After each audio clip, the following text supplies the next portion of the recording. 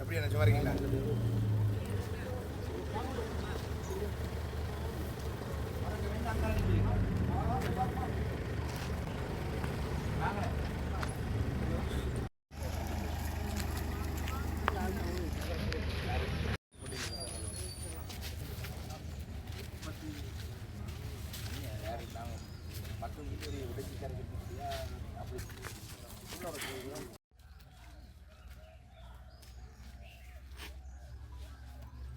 வாலட்டி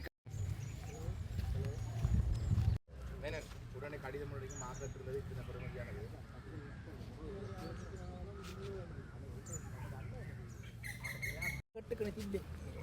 அப்படி மித்தனை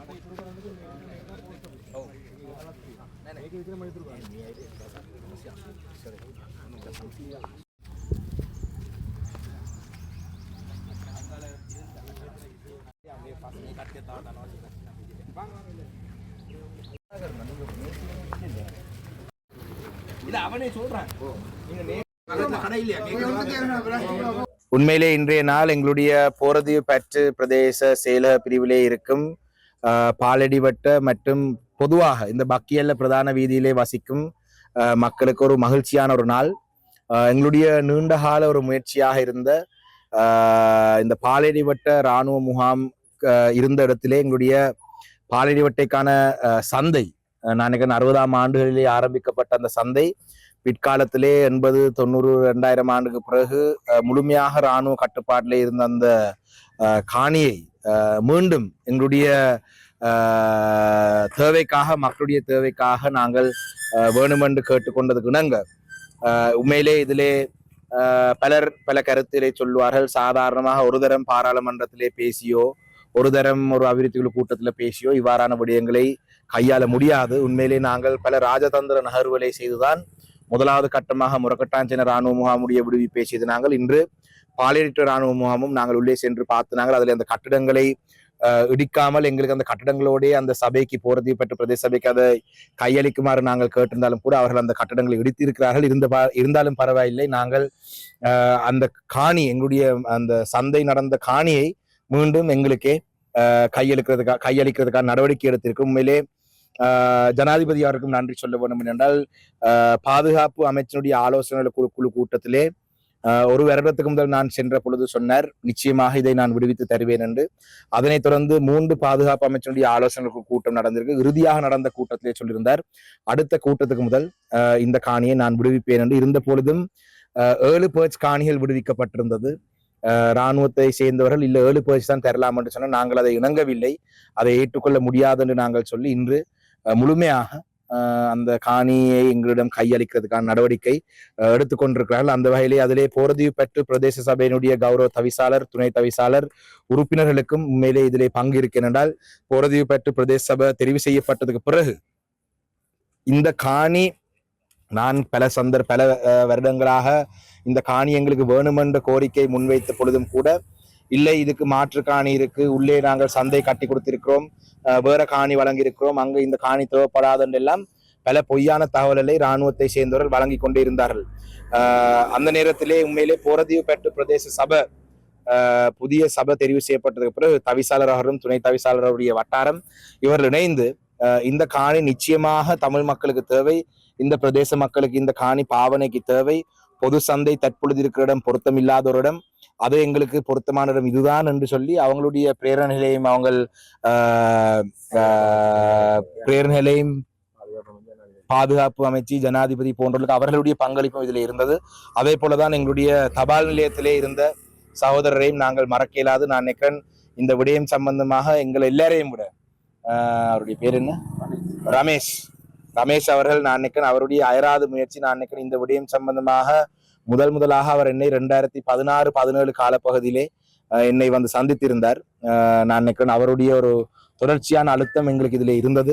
அதையும் நான் இந்த இடத்தை சொல்லிக் கொள்ள வேண்டும். அந்த வகையிலே மிக விரைவாக இந்த காணியை எங்களிடம் பிரதேச சபையிடம் இது ஒப்படைக்கிறது. நான் நினைக்கிறேன் பிரதேச செயலகத்திலே தான் ஒப்படைப்பார்கள். உடனடியாக அது பிரதேச செயலகம் பிரதேச சபைக்கு கையளிக்க வேண்டும். அதனைத் தொடர்ந்து மிக விரைவாக மீண்டும் பாலடிவட்ட சந்தை பிரமாண்டமான முறையிலே இந்த இடத்திலே இயங்கும் என்றதை சொல்லி இதிலே சம்பந்தப்பட்ட அனைவருக்கும் நன்றிகளை இந்த இடத்தில் சொல்லிக்கொள்கிறோம். நன்றி.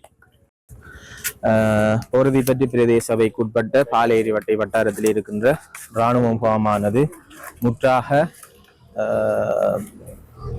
பிரதேச செயலகத்திற்கு இந்த காணியை கையளித்து செல்வதாக நாங்கள் அறிந்து இன்றைய தினம் மட்டக்களப்பு மாவட்ட பாராளுமன்ற உறுப்பினரும் இலங்கை தமிழரசு கட்சியினுடைய மட்டக்களப்பு மாவட்ட கிளை தலைவருமான கௌரவ சாணக்கியன் ராசமாணிக்கம் ஐயா மற்றும் மண்முனை தென்னரில் பெற்று பிரதேச சபையினுடைய கௌரவ தவிசாளர் உப தவிசாளர் மற்றும் போரதில் பெற்று பிரதேச சபையினுடைய கௌரவ உப தவிசாளர் கௌரவ உறுப்பினர்கள் மண்முனை தென்னரில் பெற்று பிரதேச சபையினுடைய கௌரவ உறுப்பினர்கள் பாலியர் வட்டாரத்திலே இருக்கின்ற பொது அமைப்புகளுடைய பிரதிநிதிகள் என அனைவரும் நாங்கள் இன்று எங்களுடைய பாலியர் வட்டையில இருந்த சந்தை தொகுதியை இராணுவத்தினர் முற்றாக நாளையோ நாளை மறுதினமோ வெளியேறுகிறார்கள் முற்றாக. அதை நாங்கள் பார்வையிட வந்திருக்கின்றோம். உண்மையிலே நாங்கள் கௌரவ பாராளுமன்ற உறுப்பினர் அவர்கள் 2020 ஆண்டிலிருந்து 2024 ஆண்டு வரைக்குமான இந்த பாராளுமன்ற அமர்வுகளில் தொடர்ச்சியாக எங்களுடைய மக்களினுடைய இந்த காணி மற்றும் இந்த சந்தை எப்படியாவது மக்களுக்கு மீண்டும் திரும்ப வேண்டும் என்று சொல்லி அப்போதைய ஜனாதிபதியாக இருக்கலாம், பாதுகாப்பு அமைச்சராக இருந்த சரத் வீரசேகரவாக இருக்கலாம், அனைவரிடமும் நாங்கள் முறையிட்டு கேள்வி பதில் மூலமாகவும் பாராளுமன்றத்தில் விவாதித்து பயனாக தொடர்ச்சியாக இந்த பாராளுமன்ற அமர்வுகளிலும் தொடர்ச்சியாக விடுத்த வேண்டுகோளுக்கு இணங்க இந்த இராணுவ முகாமானது முற்றாக ஆற்றப்படுகின்றது. நாங்கள் இன்றைய தினம் இந்த இராணுவ முகாமுக்குள்ளே இருக்கின்ற கட்டிடங்களை பார்வையிடத்தான் வந்து நாங்கள். ஏனால் கடந்த காலங்களிலே இந்த சந்தை தொகுதியானது மிக பிரமாண்டமான முறையிலே மிகவும் சிறப்பான முறையில் இயங்கியது. அந்த கட்டிடத்தை இன்றைய நாங்கள் பார்வையிட வந்த சந்தர்ப்பத்திலே முற்று முழுதாக உடைந்த நிலையிலே தான் இந்த கட்டிடங்கள் அனைத்தும் இருக்கின்றது. இது முதற்காலங்களிலே சந்தை தொகுதியாக இருந்த கட்டிடங்கள் உடைக்கப்பட்டது மிகுந்த மனவேதனையான விடயமாக காணப்படுகின்றது. இருந்தாலும் பிரதேச செயலாளரிடம் இதை முறையாக கையளித்த பின்னர் போரதிப்பட்டி பிரதேச சபைக்கு நாங்கள் மீண்டும் இந்த காணியை கையகப்படுத்தி அன்று எப்படி இந்த சந்தை இயங்கியதோ அது போன்று நாங்களும் எங்களுடைய போரதிப்பட்டி பிரதேச சபையினூடாக இந்த சந்தை நிச்சயமாக நாங்கள் இயங்க வைத்து எங்களுடைய மக்களுக்குரிய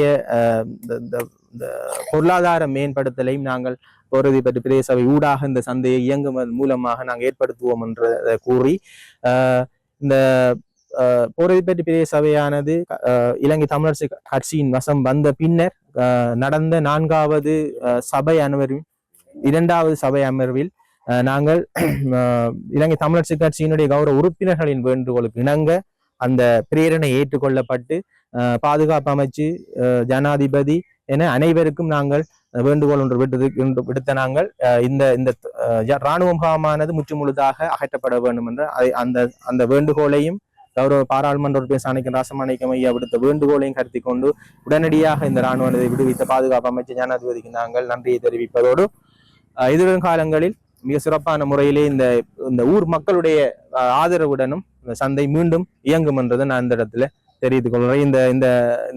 இந்த பார்வையிடுதலுக்கு வந்த தவிசாளர்கள், உப தவிசாளர், கௌரவ உறுப்பினர்கள் மற்றும் எங்களுடைய மக்கள் அனைவருக்கும் நான் நன்றியை தெரிவித்துக் கொள்கிறேன். நன்றி.